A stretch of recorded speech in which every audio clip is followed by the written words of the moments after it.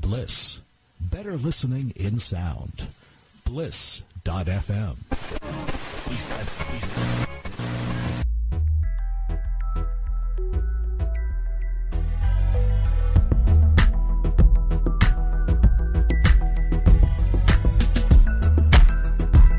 You are listening to hosted by Mike Lee and Susie.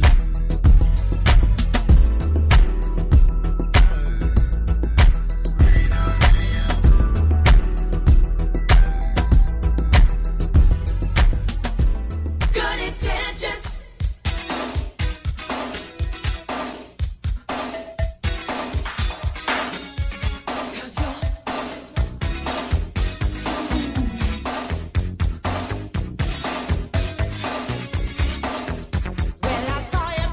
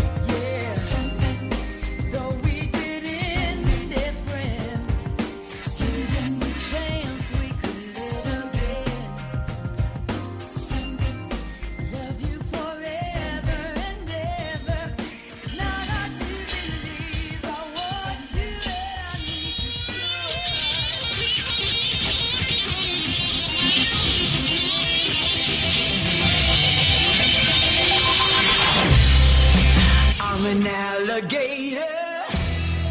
I'm a mama, papa coming for you. I'm a space invader. I'll be a rock and rollin' bitch for you. Keep your mouth shut. You're talking like a big monkey bird, and I'm busting up my brain for the word.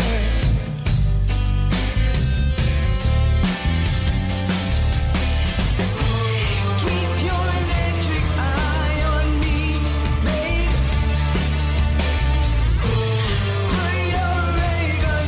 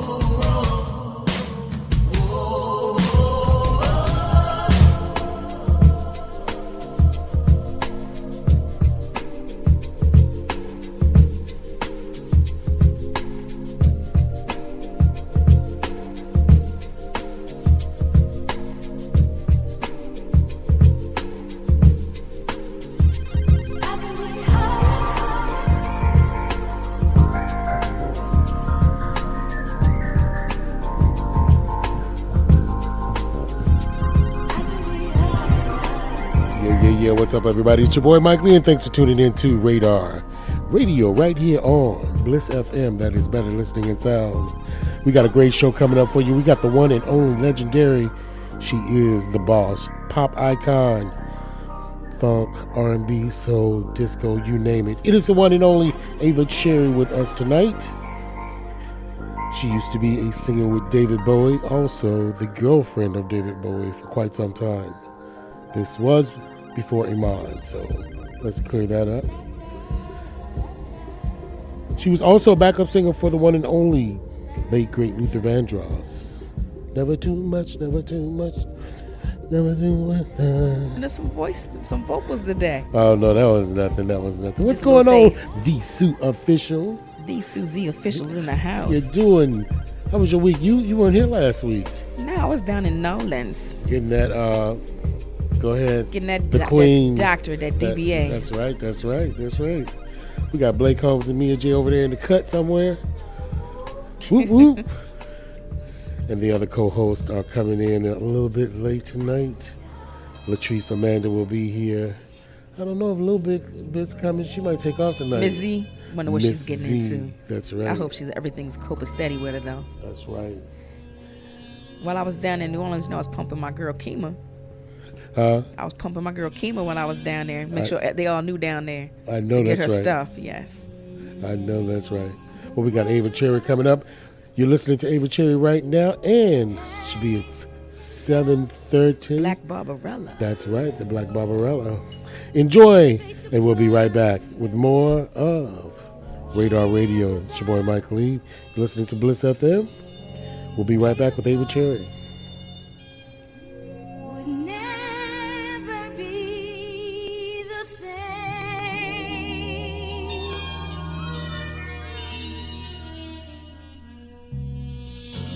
Eternal lover, you're not to blame. There's no mistake. There's no the same surroundings that stood are here again. This time around, as I look around the candy found to lose you, I'd rather see an endless time I've spent so passing by. This time around.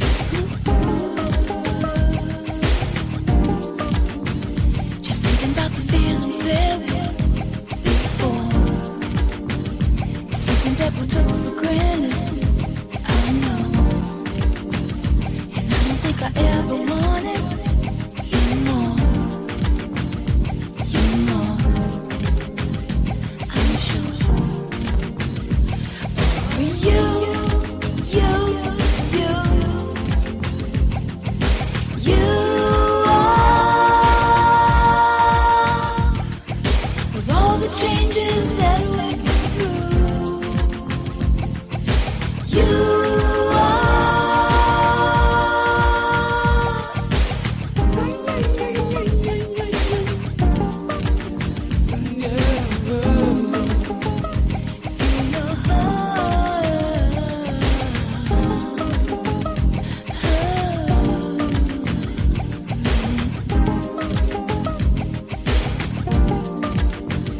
I'm wishing we could find the answers in time.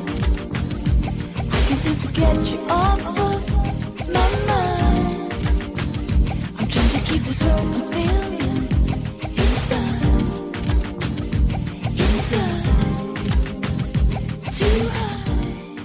Yeah. You're listening to none other than Ava Cherry right here on Bliss FM. It's your boy, Mike Lee. We got Latrice Amanda in the house. We got the CZ official in the house. We'll be right here in a moment just with the one and only Ava Cherry, the icon who used to be with David Bowie and Luther Vandross as a backup singer. And we've got some great stories that are going to be coming from her in just a moment. So stay tuned. You're listening to Ava Cherry right here on Bliss FM. You are. Of all the changes that we've been through, you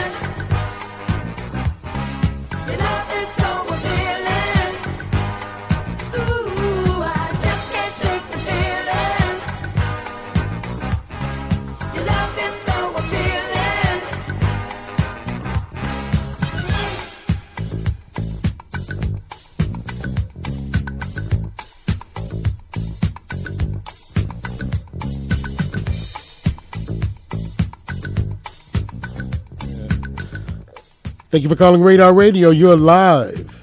Yes, hello, this is Ava Cherry. Hello, Ava Cherry. How are you tonight?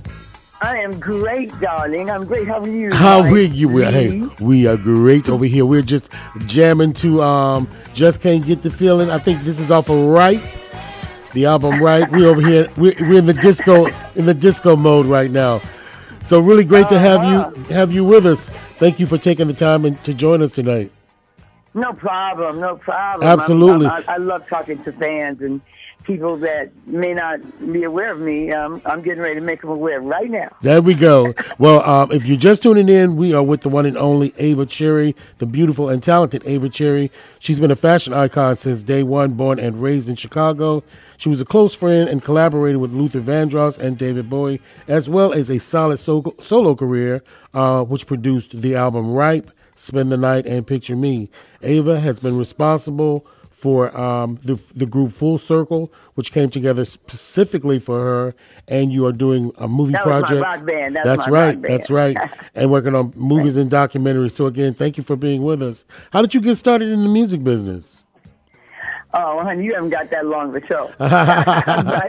but you know, I mean, I sort of started just like everybody else did. I had a little group in school and everything, and then when I got out of high school, I decided I wanted to sing. I wanted to, be an artist. And, I don't think I just won because I was a model first. I modeled and I worked in Europe and all that first. And worked for some magazines, Paris Match, French Vogue, all of that. And then I, met, some of these music people and started working on music. Wow, that is great. Before we even get too far into the interview, I want to introduce you to my great cast here, my co-host. I can't do it without him. We've got the one and only Susie Official.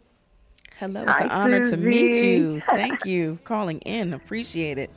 Oh, no problem, girl. I love it. And we've got my other co-host right here. Her name is Latrice Amanda. Hi, how are you? Hi, Latrice. Hi, it's a pleasure to speak with you. I have so many questions, and I've been stalking your Instagram page, looking at all your pictures, and oh wow, this is gonna be so cool. That is great, man. We've got questions coming all over the place tonight. How did you get? Well, I'm ready to answer. I know, right? So. Who did you growing up? Who did you listen to? Oh, I mostly listened when I was going out to Aretha and Gladys Knight and let me see who else. The Beatles. I mean, I was very eclectic. I listened to a lot of different things. Led Zeppelin. I loved rock. Nice. Jimi Hendrix. I loved all of that stuff when I was growing up. Motown, Diana Ross, of course. Smokey Robinson was one of my favorites. The Temptations. So, I listened to everything, full spectrum, from pop to soul to rock and R&B. That's awesome.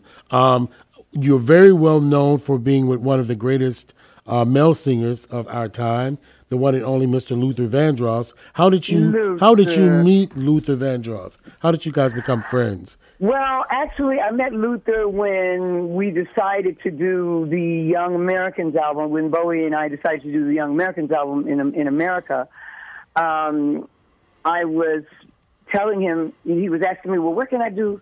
I want to do a soul record. Where do I do it? And I said, we got to go to New York.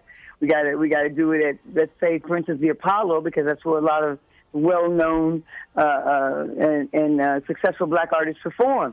So we need to go there to find a band and all that other stuff. So what happened was we went to the Apollo, and the night we went, it was Richard Pryor, the Temptations, the Spinners.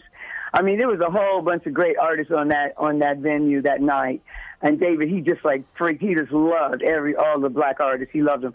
Wow. And Carlos Alomar, who was the main guitar player on Fame, he was with a band. He was with Cuba Gooding's father. The main ingredients. Yeah. So he was with that band, and so we met him there. And then the next thing we knew, David had asked him to be in the studio with us to do an album. And they brought Luther to the studio, and that's how we met Luther. They brought him to Sigma Sound in Philadelphia.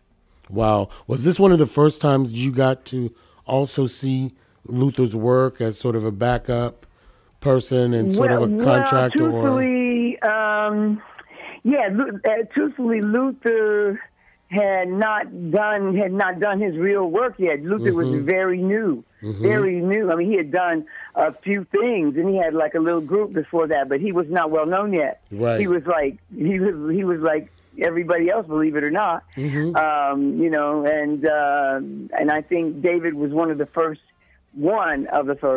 main artists besides, Roberta Flack and Phoebe Bryson that brought him to the fore, okay? Because when we met Luther, he was just a great, vocal arranger and singer who, was really starting up himself. Wow.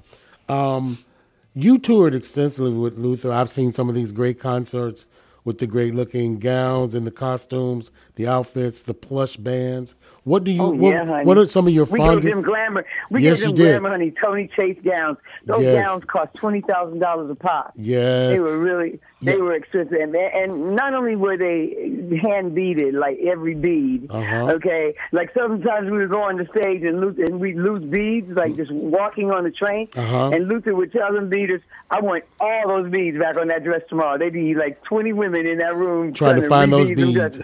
Honey, and it was wonderful because Luther's whole trip was to make it beautiful, and he was a perfectionist in that way. And we rehearsed for 10 hours a day. I mean, when people would see those shows, they would go, wow, how long did that take? It took a long time, and it was a lot of blood, sweat, and tears because, truthfully, you could not make anything great unless you rehearse it. Nothing. When you see a great performance when we saw it by Prince or any of those, they rehearsed it, and that's what Luther was about. He was about being as good as we could be. And so we it was just wonderful to be in the studio with him and have him to give you notes and you sing them in the blend, and I mean just the beauty of it, the tone of his voice. He would just we were like the highest grossing black tour on the road for 5 years straight. Absolutely. Wow. That's amazing. Yeah. That's amazing. Let's go to Bowie really quick. What was the Young American album planned? How was it planned? How did it come about? Well, like I said, we were David and I were in London, and he was I was introducing him to Aretha and Marvin Gaye and Michael Jackson and all of that, and he was like, "Man, I love it. I love the soul music. I love it." And he said, so that was when he decided, and also my dad was like a jazz musician in the 40s. Well, actually, he opened for like Count Basie and all that. He was in a band called the Benny Latham Band, and he used to wear zoot suits because he was in the 40s, okay? And he had pictures of himself in his zoot suits, and he had the zoot suits. He kept them. And so David saw one of my dad's zoot suits, and he goes, "Oh, my God, that's like a great look. Can I?" So will your dad let me borrow one of his suits? So my dad let him borrow one of his suits, and he wore it, and then he knocked it off, like had one of his designers knock it off. And I told him they were Gousters, so that was where, because he has a record out called the Gouster, that's where he got that word from. And so it was just an incredible experience of just getting together with him doing that. Wow. One more question, and I'm going to turn it over to Latrice. She's got a list over there. She is she is so excited to talk to you. Why did David want to do soul music? Because he's done rock he had a history of rock and stuff like that. Why did he want to do soul music? But first of all, he was with me, and I happen to be a black soul artist. Okay, so he was like, I've done my glam rock thing and all that, and and then he, like I said, he admired all of these different people, like especially Michael Jackson. When he did an interview with MTV, they were like, he said to them, why aren't you playing Michael Jackson's video? He's a great artist. I mean, it's not because he's black, is it? I mean, he really got into that whole race thing with them, because David didn't have a racist bone in his body. I mean, he was white, but he didn't have a racist bone in his body. He just accepted you if you were good at what you did. And he just admired it so much. I mean, and I have to say, Aretha Franklin was one of his favorite we would play her over and over and over and over again, and Marvin Gaye and all that. We would just listen to her, and he was just in awe of the soul artist. That's amazing. Latrice and I, we were the ones probably soaking up all the pictures and stuff this week. When you pull up social media, you see tons and tons of pictures of you and David Bowie in that era. How do you think your alliance with David Bowie influenced pop culture? Because back then, you guys were part of the shift in fashion, the Ziggy Stardust makeup, the suits. Yeah, there was so much in the music along with the fashion. Black Barbarella. Exactly, exactly. Black Barbarella, because Jane Fonda, I mean, some of you people may not be aware of Jane Fonda, but she did a movie many years ago called Barbarella. Barbarella, like a space, all these sort of like really super modern space looking outfits.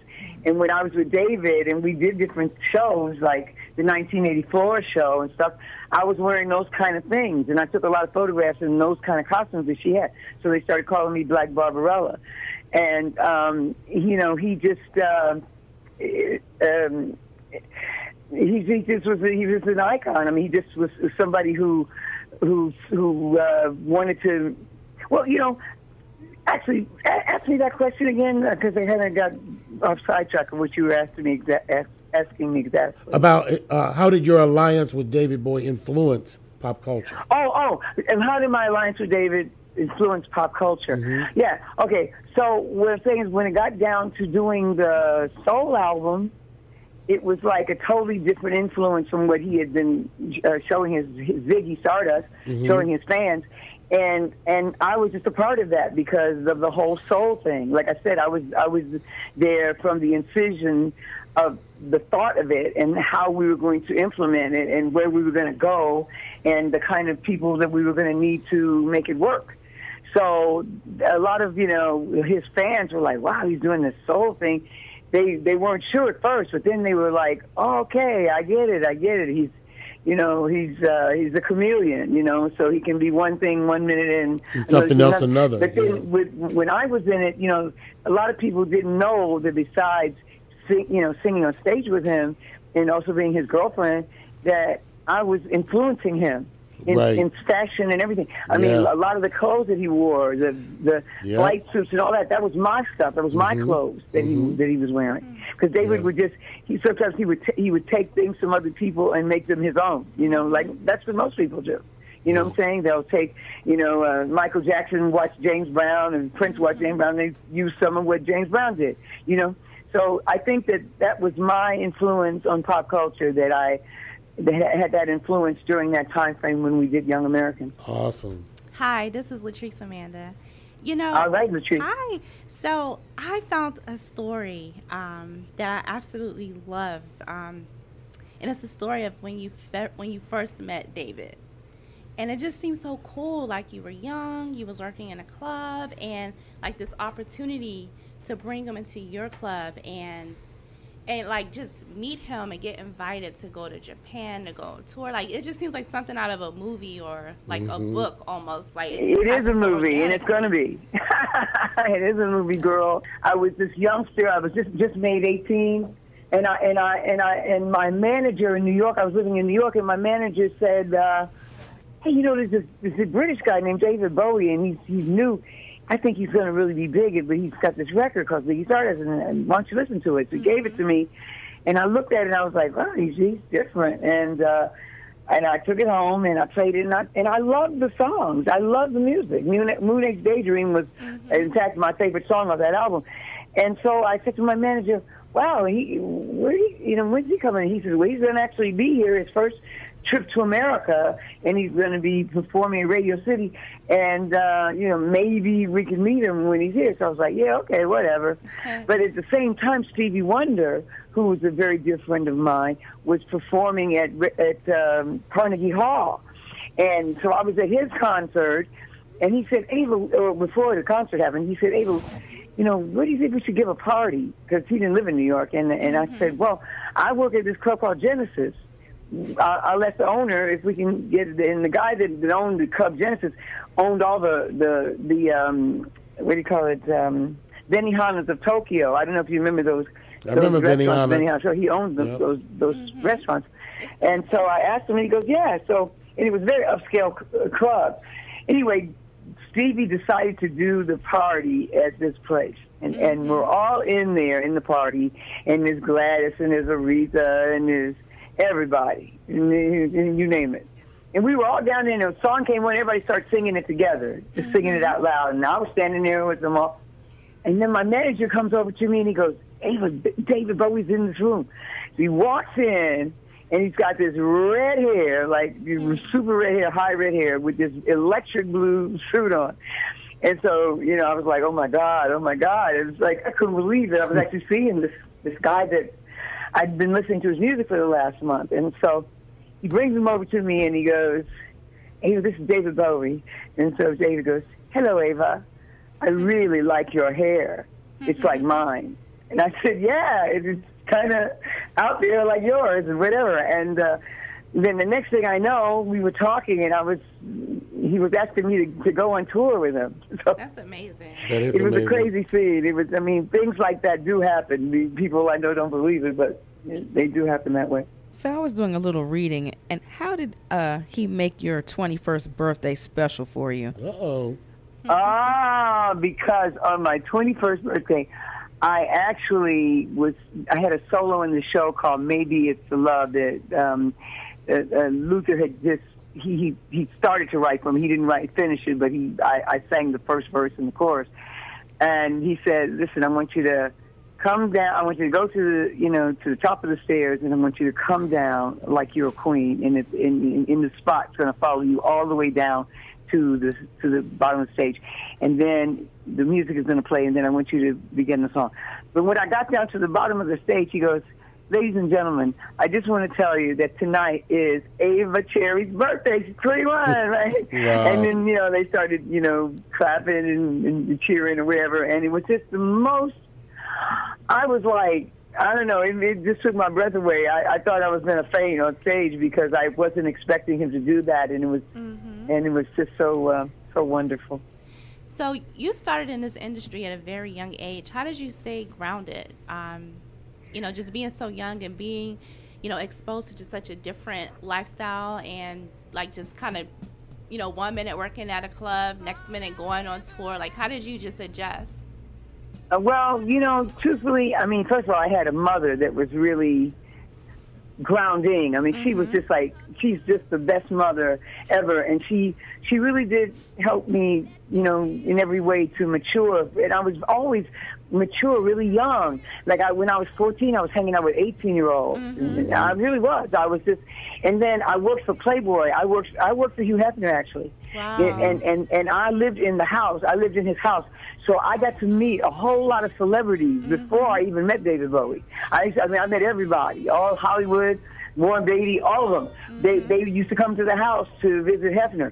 And so I learned how to be around people that were successful and people that were in show business. Nice. So, because a lot of people say, well, how did you just go from Chicago, Southside Chicago, to David Bowie?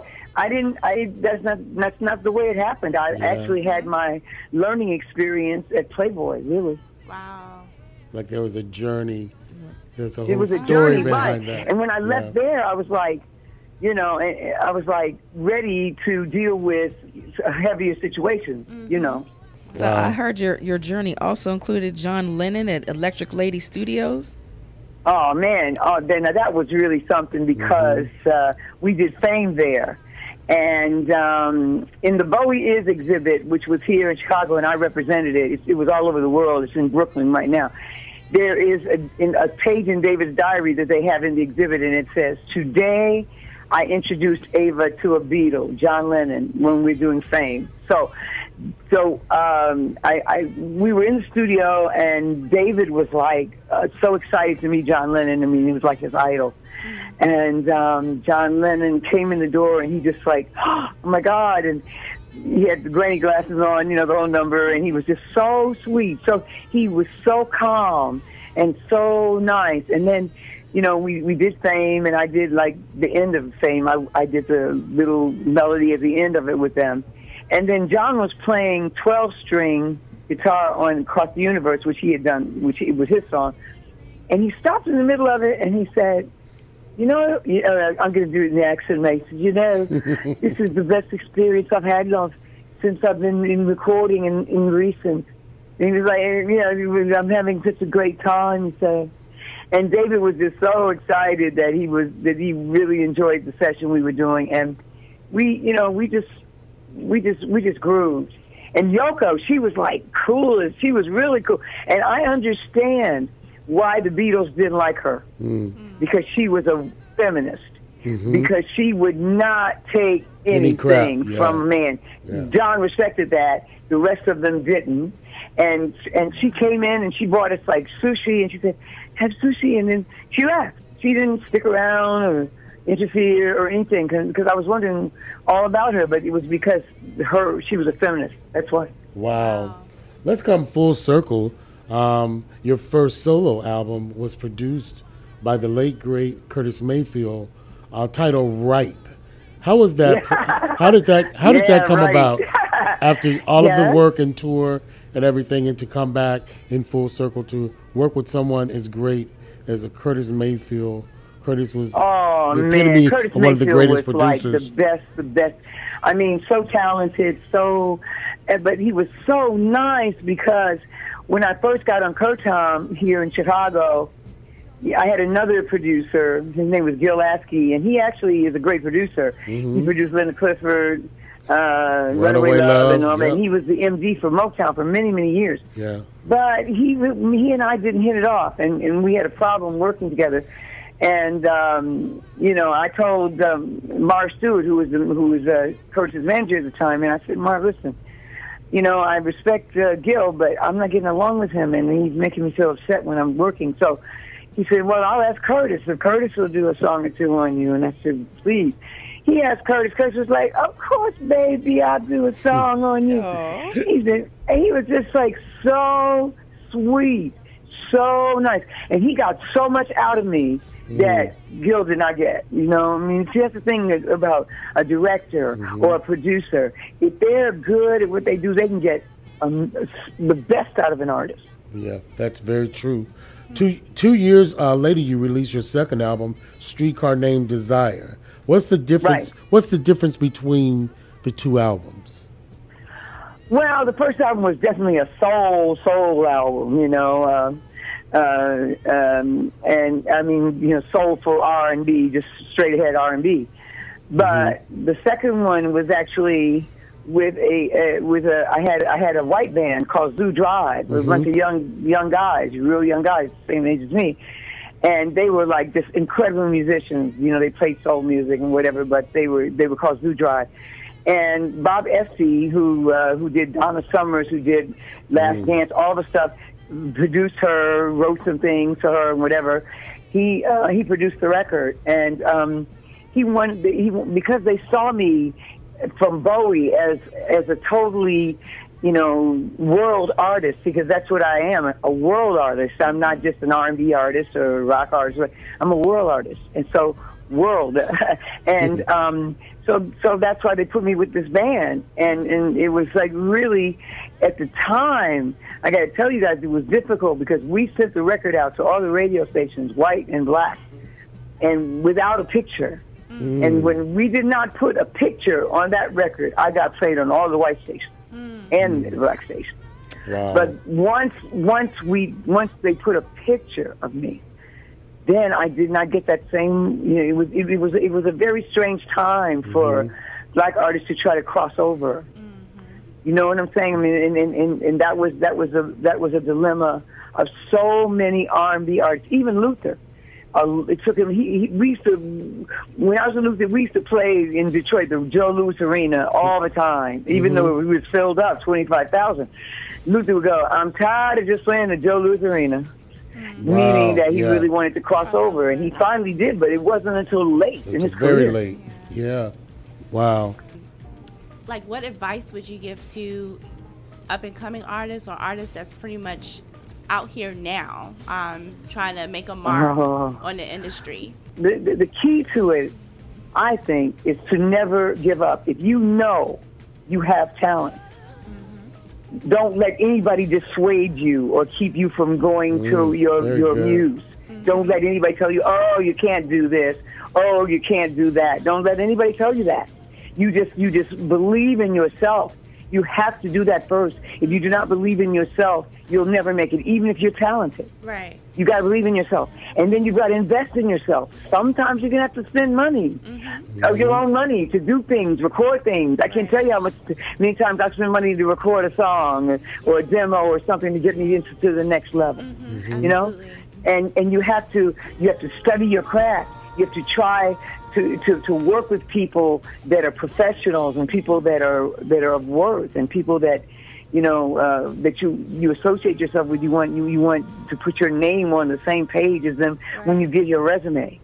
But I'd have to say, in all honesty, that the main thing is, besides believing in yourself, is that you cannot stop. You keep going, no matter what. You go. The first thing isn't a success. You pick yourself up, you brush yourself off, and you start all over again. Right. Aaliyah said, if at first you don't succeed, pick yourself you better up sing and try that. again. Yes. That's right. That's it. And she was right. It's a shame that she's not still around, but that's the truth. So we also have to talk about your 1997 album, which was an EP. So if people think EPs are new, they were around in the 90s, okay? And that was your Spend the Night album. Because I don't really think that they knew what to do with me. A lot of times they'll sign you and they don't really know. And they'll spend a lot of money, for recording the records and all that other stuff. And then when it gets down to the promotion and all that, they drop the ball because they don't know how to market you. Marketing is so important. So here's something else, guys. If you do something and you're doing it independently, get a person who's great at marketing, because the person that is great at marketing can market a pencil and make it a success. Right. Okay? Yeah, good advice. Marketing is a key, along with all of those other things I said. You believing in yourself and never, ever, ever giving up. Thank you. Do you what kind of artist do you consider yourself? I am a world artist. Very good. I mean, I'm there for the world. My whole thing right now, when I see myself on that world stage, representing something, love and peace, and not hate and not war and any of it, and soothing the people that are listening, through my body language and my voice and my music. I see myself doing that. I mean, I've asked, God so many times, so why am I here? Why am I still here? Why am I doing this? And that's the reason. I'm here to serve now. I mean, before I had lots of other ambitions about it, just materialistic, even though I don't think I was ever really materialistic as I could have been.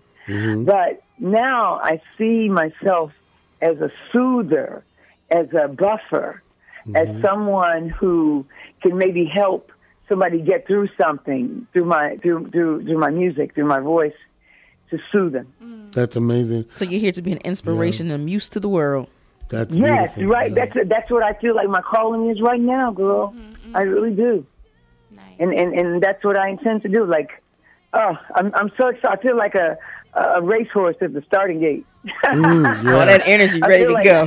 Because I've got so many things getting ready to happen, and I feel like I have all this energy. People say to me, they see me and they go, "How much coffee do you drink?" And I'm like, "I don't drink coffee," because I just have more energy than I had even then. I mean, I had always had energy, but now I have to find ways to put myself to sleep. My brain doesn't shut off. Do you think you were ahead of your time?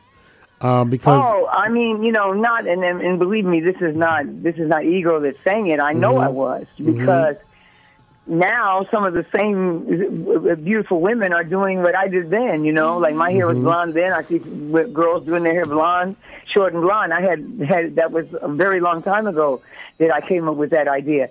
And also, I worked in Paris. And I worked in London. I worked in Spain. I did French Vogue. I did Perry Mac. I did English Vogue. I did all the magazines. And I was a couture model. So I had fashion background in that respect. But I always had my taste was good. I have to say that. I always had designer friends who would like give me pieces. They would give me pieces of clothes. They give me like a top, and then I'd put my own bottom too, and they'd be like, "Wow, how'd you find that?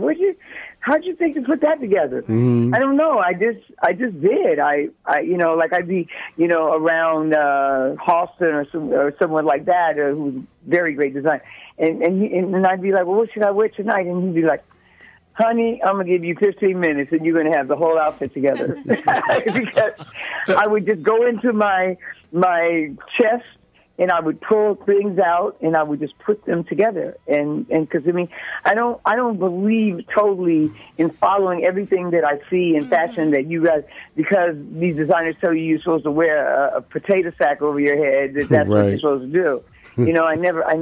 I always rebelled against it. I guess I was a rebel with a cause. I rebelled against people telling me how I should look. And David would always, Bowie, he would always go, just be yourself. Just do what you do, Ava. And that's what I did. And I think that's why he had the respect for me, because he saw that I could draw people in. I mean, he was the kind of an artist who was great and smart and talented, but he sometimes didn't warm up to people like I did. We would be, getting out of a car or something, and his fans would run up to him, and he'd kind of recoil a little bit sometimes if he was afraid that something was going to happen. I'd be like, "David, these are your fans. They love you. They love you." And he relaxed around me. He relaxed with me, and he understood that I could bring people in. And I think that was, but also he taught me so much. He taught me, to be an intellectual. He taught me about art and classical music and film and German expressionism and all kinds of different things that I learned. And he would say, because I was street smart, but I wasn't an intellectual. I was really street smart though. And he'd be like running to the room, and he'd be doing something intellectual, like I said, watching a film that he was trying to do something with, and he'd go, "Hey, Ava, just sit down and watch this, or listen to this, or read this," Wow. So he was kind of a teacher to me in a way too. That's beautiful. Well, you look amazing. You've always been beautiful. You've always been regal in what you do. How have you kept yourself so beautiful? What is your regimen? What are you doing? Okay, this is Susie Official. I'm getting my pen out so I can take notes. Everybody get your notes out. Listen, I'm making jokes about it because you have to, listen, honey, you have to be able to have a sense of humor about yourself and not take yourself too seriously. Because here's one thing, I'm going to answer that, but I'm going to say when I'd be on stage with like Lisa Fisher when we were doing Luther, and we would be up there, people would come to me after the show and go, "Girl, you were really giving attitude, honey. You were giving up attitude, child. You was really giving up that train." And then me and Lisa would come off stage, and then we'd be running through the hallways like, like little kids. Because when I'm on that stage, I am the professional. I am doing my job, but I do not take being the attitude that they said I had off the stage. I am just Ava. After that, you know what I'm saying? Let's be honest. There have been people in this business who have not kept it all together. You have done a remarkable job. You look amazing. And I know this would inspire other women and even entertainers to do whatever you're doing, whether it's working out, eating right, whatever you're doing, because you look pretty stunning. But thank you so much, Mike. But that's exactly what I do.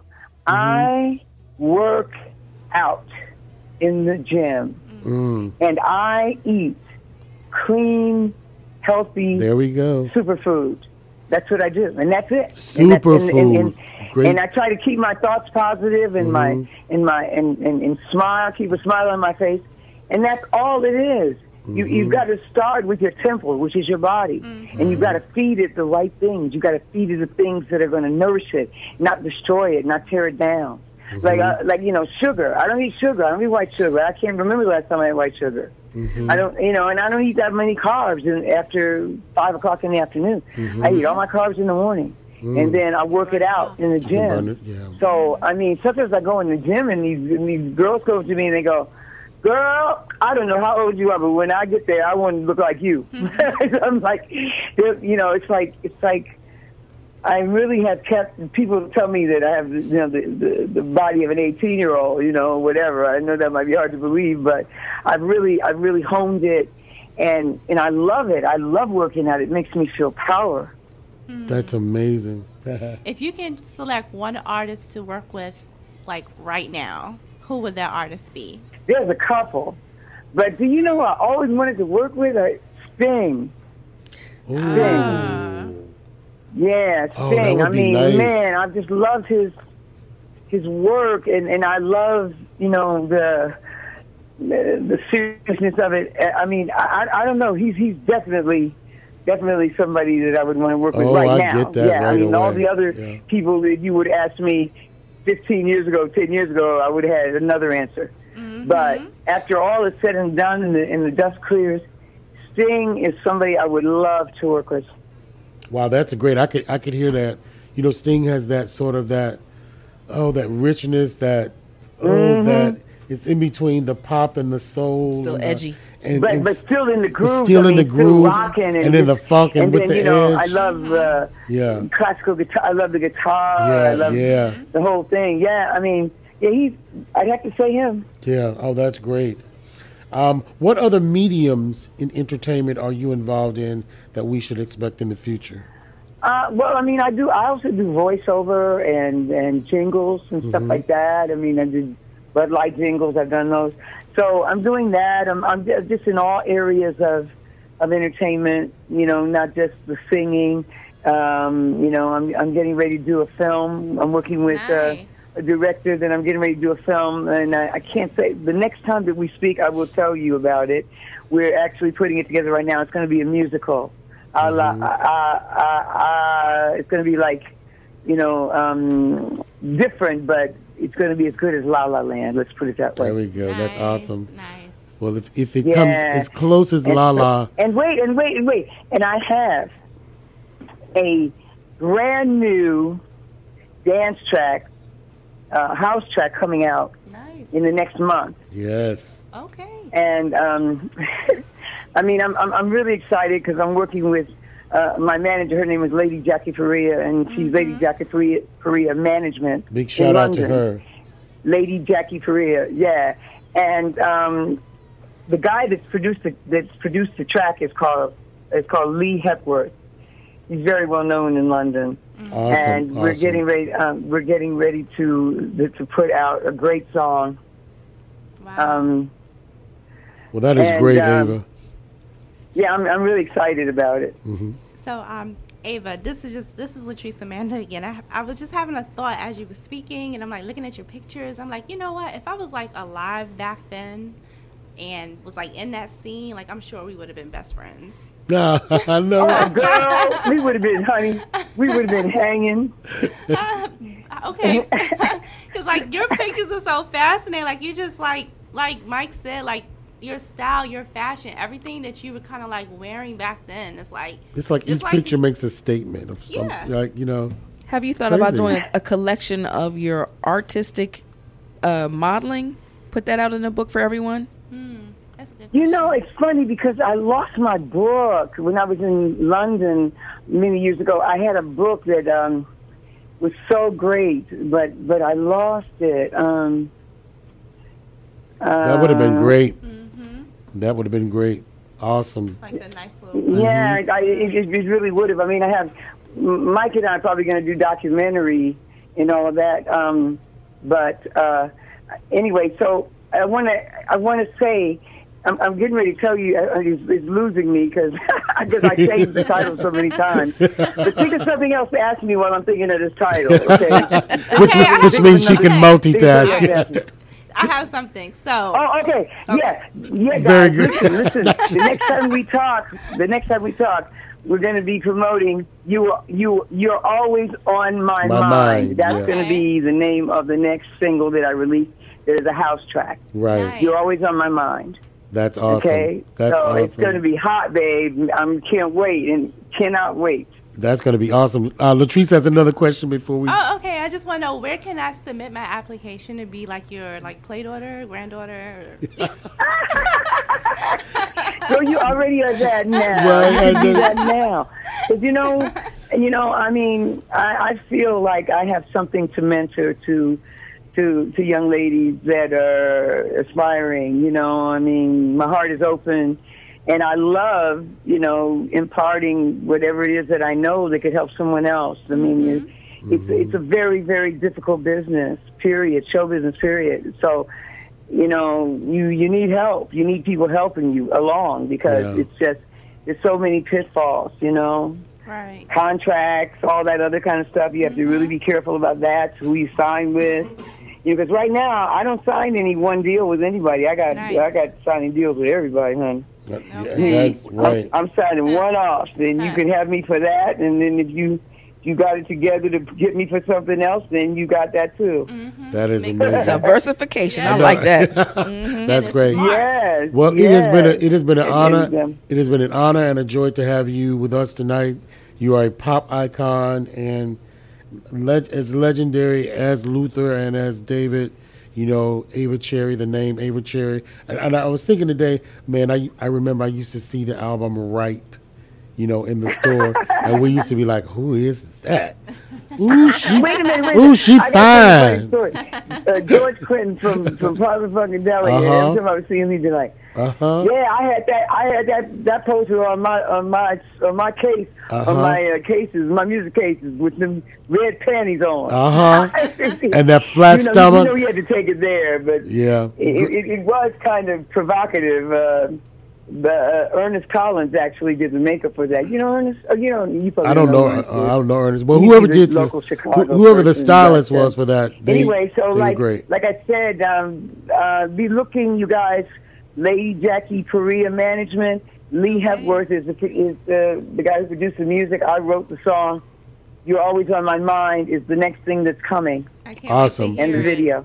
Awesome. Thank you so much. And we'll have to have you once you've done the movie and once the play's been done, the video's out, we'll have to have you come back because we'll have to play it and spin it and support it, and just can't wait to see you do your work. Yeah, can't wait. Can't wait for the next time. Cannot wait. Absolutely. Thank you. you. Guys out there, listen on Blessings. you guys out Thank there. you. Keep the faith, okay? Okay. Like I said, don't ever give up. Thank you. And so right now, much. guys, we have to just all band together. And, and we live in this country. We got to band together, and we got to fight all the negative. And you know what it is. I That's don't have right. to spell it out. That's right. So we've got to get together. And all you youngsters out there, you got to vote. If you're old enough to vote, you got to vote. Be You got to vote counted. because otherwise we will not be able to rid our country of the evil that is upon us right now. That's Absolutely. right. Amen to that. Definitely. Well, You know thank you, what I'm saying? thank you I love so you much. all. We Big love love. you. we love you back, Everybody. Ava. Love Thank you everybody. so much, and have a great night. We'll talk to you soon. Bye. All right, darling. Okay, bye, sweetie. Okay. Bye, darling. Bye-bye. My Love her. application. You guys are I've got you under my wings already. Oh, that's so Okay. sweet. We All love right, you, Ava. sweetheart. Love you. Love Bye-bye. you. Love you. All right, Bye. bye-bye. We'll have more of Bliss FM and your boy Mike Lee with Latrice, Amanda, and Susie. The Susie Official. Like, dun, dun, dun. I know, right? We'll be right back. Give me the best you can. Give me the best. I need more than the rest. Alone tonight, alone today. No longer share my life with you. We could be right, we could be wrong. I wish that I could just get through to you. I really, really wanted to please and put your mind at ease. I want you more than I can say. I need you more in every way. Oh, give me the best you can. Give me your love. Give me the best and nothing ever less.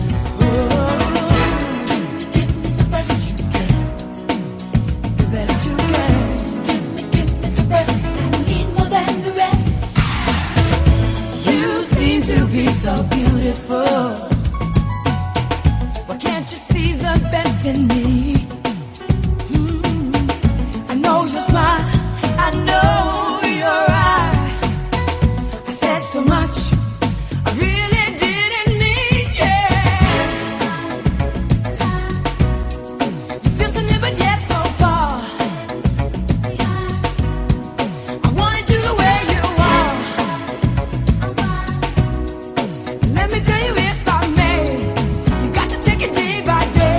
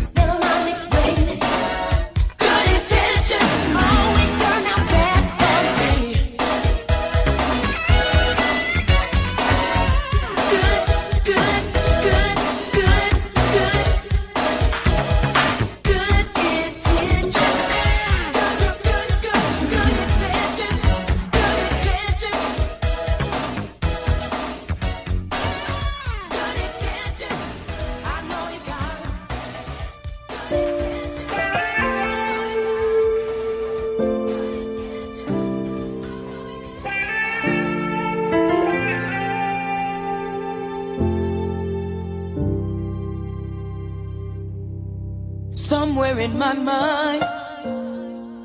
That man, that plan, someone who is right. His love, his hand. In the middle of the night, his warmth, his heart, his love, his light.